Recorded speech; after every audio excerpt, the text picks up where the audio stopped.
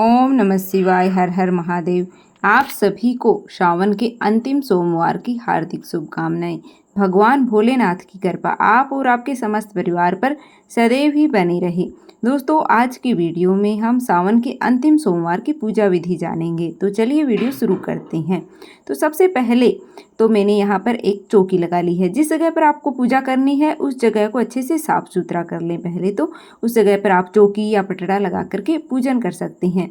अगर आप मंदिर में पूजन कर रहे हैं तब भी पूजा विधि सेम ही रहती है। तो फिर मैंने फूलों का आसन देकर के शिव परिवार को यहाँ पर विराजित कर लिया है। अगर आपकी फोटो में भगवान गणेश नहीं है तो आप उनका अलग से पूजन करें, उनको भी विराजित जरूर करना चाहिए, क्योंकि गणेश भगवान के बिना पूजा अधूरी रहती है।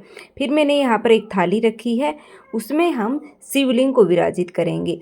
अगर आपके पास शिवलिंग नहीं है तो आप इस तरह से शिव परिवार की फोटो का पूजन कर सकते हैं, या फिर आप पार्थिव शिवलिंग बनाकर उसका पूजन भी कर सकते हैं। फिर हम शुद्ध देसी घी का दीप प्रज्वलित करेंगे। हाथ जोड़ करके फिर हम संकल्प करेंगे कि हे भगवान भोलेनाथ, मैं आज आपका पूजन कर रही हूँ या कर रहा हूँ, आप मेरी पूजा को स्वीकार करें। अगर मुझसे कोई भूल चूक हो जाती है तो मुझे क्षमा करें।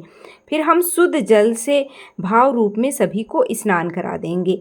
फिर हम भगवान भोलेनाथ के शिवलिंग का अभिषेक करेंगे। तो सबसे पहले तो हम जल से, शुद्ध जल से अभिषेक करते हैं। उसके बाद में आप चाहें तो पंचामृत बना करके उससे अभिषेक करें, या फिर पांचों चीज़ें आप अलग अलग करके भी एक एक से भी अभिषेक कर सकते हैं। तो मैं यहाँ पांचों चीज़ों से अलग अलग अभिषेक कर रही हूँ। सबसे पहले मैंने दूध लिया है, फिर मैं दही से अभिषेक कर रही हूँ। उसके बाद हम शुद्ध देसी घी से अभिषेक करेंगे। गाय का है तो आपको गाय के से अभिषेक करना चाहिए, नहीं तो आपके पास जो भी है वह आप दूध घी का इस्तेमाल कर सकते हैं। फिर मैंने यहाँ पर शहद से अभिषेक किया है। लास्ट में हम चीनी या फिर शक्कर आपके पास है तो उससे हमें अभिषेक करना है, और फिर से हमें जल से अभिषेक करना है। इस तरह से 3 बार हमें भगवान शिवलिंग का अभिषेक कराना होता है। फिर हम तिलक करते हैं। तो देखिए, भगवान भोलेनाथ को चंदन से ही तिलक किया जाता है, कुमकुम से तिलक नहीं किया जाता है। तो मैं यहाँ पर चंदन से त्रिकुंड बना रही हूँ। अगर आप त्रिकुंड बनाते हैं तो त्रिकुंड बना दीजिएगा, या फिर आप ऐसे भी चंदन से तिलक कर सकते हैं। फिर हम माता पार्वती को और नंदी भगवान को, भगवान गणेश को, इन सबको कुमकुम से तिलक करते हैं। दिए को भी हम तिलक करते हैं, इनको कुमकुम से तिलक किया जाता है। तो मैंने यहाँ पर सभी को कुमकुम से तिलक कर दिया है।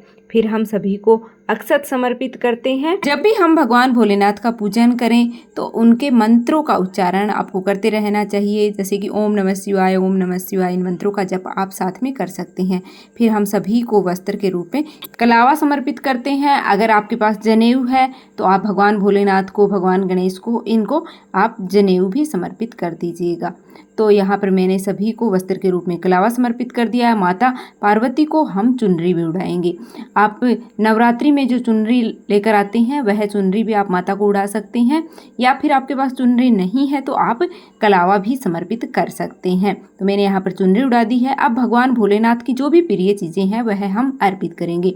तो मैंने यहाँ तिलक लगा करके और बेलपत्र समर्पित किया है। अगर आपके पास कुछ भी नहीं है तो आप बेलपत्र अवश्य रूप से समर्पित कर दें। भगवान भोलेनाथ को बेलपत्र अति प्रिय होता है, तो हम बेलपत्र समर्पित करेंगे। और अगर आपके पास जो भी फूल पत्ते हैं जो भगवान भोलेनाथ को प्रिय होते हैं वह हैं, तो आपको वह भी अवश्य रूप से समर्पित करने चाहिए। तो मैंने यहाँ पर भगवान गणेश को, माता पार्वती को लाल रंग के पुष्प समर्पित कर दिए हैं, और भगवान भोलेनाथ को भी हम पुष्प समर्पित कर देंगे। दिए को पुष्प समर्पित कर देंगे। कनेर के पुष्प मैंने यहाँ पर लिए हैं। मतलब जो भी पुष्प आपको, जो भगवान भोलेनाथ को प्रिय हैं वह मिल जाते हैं तो अवश्य समर्पित करने चाहिए। मैंने समय पत्र समर्पित किया है। आक के जो मदार के पुष्प होते हैं वह आप समर्पित कर सकते हैं। कनेर के पुष्प समर्पित कर सकते हैं, और धतूरे का पुष्प अगर आपको मिल जाता है, धतूरे का फल अगर आपको मिल जाता है तो वह भी आपको अवश्य रूप से समर्पित करना चाहिए। मदार का पुष्प भी एक पुष्प है, वह 1000 पुष्प के समान माना जाता है। तो आपको जो भी मिल जाते हैं फूल पत्ते वह आप भगवान भोलेनाथ को अवश्य ही समर्पित करें। अगर आपको नहीं मिल पाते हैं तो आप बेलपत्र समर्पित करें। भगवान है वो भावना के भूखे होते हैं, ना कि हमारी चीज़ों को देखते हैं कि हम क्या समर्पित करें क्या नहीं करें। उसके बाद में हम माता पार्वती को सुहाग सामग्री अर्पित करेंगे।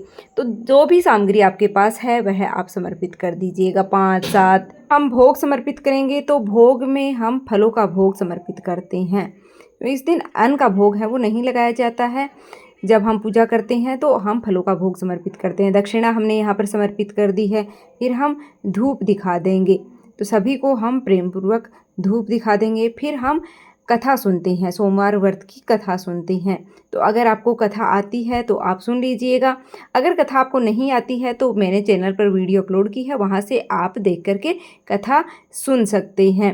एक जल का लोटा यहाँ पर रख लिया और हाथ में अक्षत और पुष्प लेकर के हम सोमवार व्रत की कथा सुनते हैं। कथा सुनने के बाद जो भी हमने अक्षत और पुष्प लिए हैं वह हम भगवान भोलेनाथ को समर्पित कर देंगे और फिर आरती करेंगे। तो सभी की प्रेम पूर्वक हम आरती करेंगे। भगवान गणेश की आरती करेंगे सबसे पहले, उसके बाद भगवान भोलेनाथ की, माता पार्वती की, सभी की आरती करेंगे हाथ जोड़ करके और हम क्षमा प्रार्थना कर लेंगे। अगर हमसे पूजा में कोई भूल चूक हुई है तो उससे भगवान भोलेनाथ से हम क्षमा प्रार्थना कर लेंगे और जो भी हमारी मनोकामना है उसको पूर्ण करने के लिए भगवान से प्रार्थना करेंगे। फिर जो जल का लोटा हमने लिया है यह सूर्य देवता को अर्घ्य दे देंगे। सुहाग सामग्री को आप यूज कर सकते हैं या फिर किसी को आप दान भी कर सकते हैं। खुद के लिए भी कुछ सामग्री अवश्य रखनी चाहिए। जो भोग प्रसाद हमने चढ़ाया वह सभी को प्रसाद के रूप में बांट देंगे। दक्षिणा हम पंडित जी को दे देंगे। तो इस तरह से हमारा जो सोमवार व्रत है उसका पूजन हो जाता है। तो यह सरल सी पूजा विधि आपको कैसी लगी है कमेंट करके ज़रूर बताइएगा। कमेंट बॉक्स में हर हर महादेव लिख देना। वीडियो पसंद आए तो लाइक कर दीजिएगा। चैनल पर नए हो तो सब्सक्राइब करना तो बिल्कुल भी मत भूलिएगा। मिलते हैं फिर से एक और नई वीडियो के साथ। धन्यवाद।